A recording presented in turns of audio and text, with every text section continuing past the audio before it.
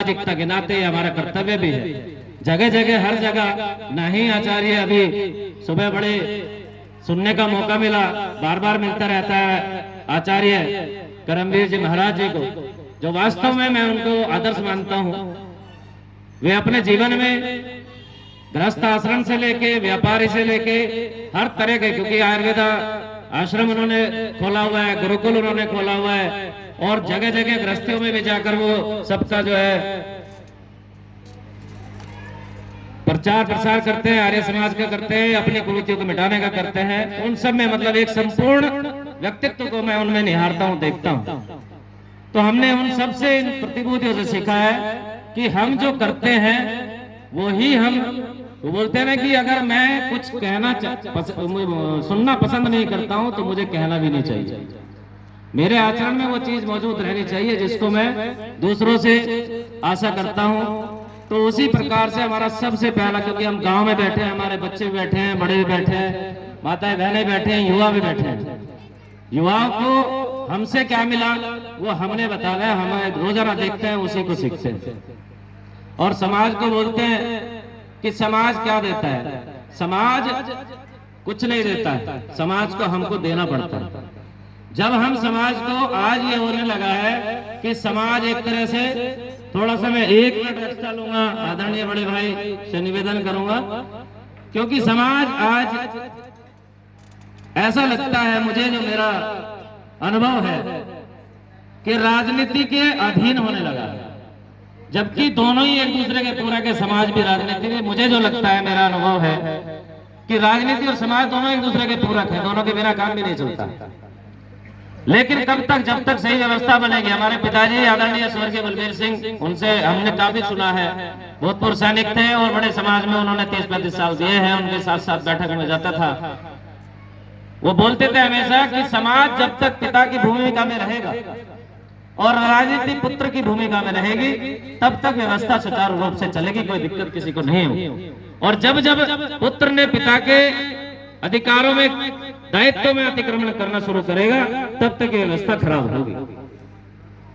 आज समाज की स्थिति कहीं ना कहीं लगता है कि राजनीतिक बंधन महसूस कर रही है। समाज क्यों नहीं ऊपर आ रहा है, उसमें भी हमने चिंतन विचार करना चाहिए। आजकल बड़ा उसको समझने लगे हैं, जो किसी भी तरीके से साम दंड भेद करके धन संपदा और बड़े बड़े वैभव अर्पित कर लेता है, अर्जित कर लेता है, तो उसको शायद कहीं ना कहीं ऐसा लगता है। ज्ञानी लोग, जागरूक लोग तो सब समझते हैं, लेकिन एक भाव ऐसा रहता है कि उनको सर्वोपरि मान लिया जाता है। जबकि हमेशा हमारे बुजुर्गों ने, बड़े जो है, जो प्रचारक रहे हैं, उन सब ने यही निर्देश दिए हैं कि हमेशा सदाचरण को, नम्रता को, अनुभव को, बुद्धिशीलता को, इन सब को हमने वरीयता देनी चाहिए। जरूरी नहीं है कि हर कमाने वाला ही 2 नंबर का हो। ऐसे बहुत सारे, अभी आदरणीय करमवीर महाराज जी ने उदाहरण दिया था MDH वालों का, ऐसे बहुत सारे लोग हैं जो योगदान करते हैं और अपनी उसी तरह से कमाते हैं जो सही में होना चाहिए, तो उसके हिसाब से जो है वो ठीक। लेकिन हमने हमेशा उम्र को, हमने हमेशा सदाचरण को, अनुभव को, बुद्धिशीलता को, विवेकशीलता को, प्रगतिशीलता को सम्मान देना चाहिए, तभी हमारा समाज ऊपर आएगा। और जब समाज हमारा ऊपर आ जाएगा, उस स्थिति में आ जाएगा, तो तब हमें समाज से मिलेगा। समाज को हमने देना है अपना समय, अपना समर्पण और अपनी भावना, उसके बाद समय हमें, समाज हमें देगा, सब कुछ देगा। वो देगा गलत पर टोकने की सलाह, कुछ गलत हो रहा है तो उस पे संभालने की सलाह, और पूरा संरक्षण समाज देता है। ऐसा नहीं है, हम सब से मिलकर ही समाज बनता है। यदि हम गलत आचरण करेंगे तो समाज भी हमारा गलत दिशा में जाएगा, और जब अगर हमारा आचरण सही नहीं होगा तो कभी भी हम राष्ट्र के प्रति तो सोच ही नहीं सकते, ना राष्ट्र का हम कोई उद्धार कर सकते हैं। तो मेरा मानना तो यह है, जैसा भी आप लोगों से सीखा है उसी अनुभव के आधार पर, कि हमने, जो हमारी युवा शक्ति है, जो हमारे आने वाली पीढ़ी है, उसके लिए हम अपने आप को आगे रख के, उनका अपने आचरण को, सदाचरण को आगे रख के, उनके लिए पथ तैयार करें और उसी पथ पर वो चलेंगे। ये उम्मीद हम आशा रख के सब चलते हैं। मेरा सबसे निवेदन है, आपने इस मंच के लायक में नहीं था, जो भी मैंने आपसे सीखा समझा, आपने मुझे बोलने का मौका दिया। आचार्य सच्चिदानंद महाराज जी को हम सुनते हैं टीवी पर, यूट्यूब पर, और वैसे बहुत ही विश्व स्तरीय स्तर के प्रवक्ता हैं, प्रचारक हैं और हमेशा मार्गदर्शन करते हैं, पाखंड का विरोध करते हैं, बुद्धिजीविता का प्रचार प्रसार करते हैं, तर्क शक्ति का जागरण करते हैं। उनको सादर नमन है, इस मंच को नमन है। जो ये आयोजन किया जा रहा है, हमारे बड़े भाई आदरणीय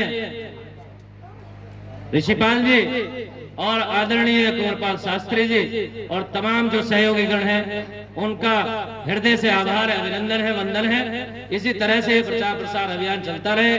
हम आपका हमेशा सहयोग में रहेंगे, जहां भी आप कहेंगे, जिस तरह से कहेंगे। हमारा पूरा परिवार सब कुछ साथ में है, साथ में रहेगा। बहुत बहुत धन्यवाद, सादर नमन।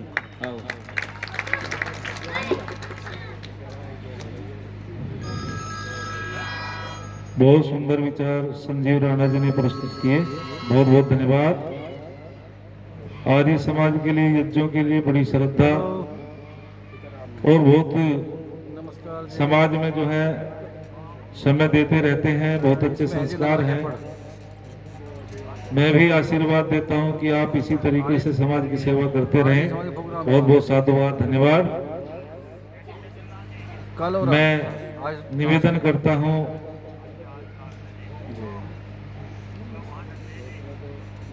पूज्यपाद स्वामी जी महाराज जी से कि वे हम सबको अपना और बताओ सेवा, अपने विचारों से हमको प्रेरणा देंगे, ज्ञान वर्धन करेंगे। पूज्यपाद स्वामी सच्चिदानंद महाराज जी हम श्रद्धा पूर्वक शांत होकर के सुनेंगे। अच्छा। स्वामी जी महाराज बतावें कुछ कमजोरी के लिए आपको, है ना।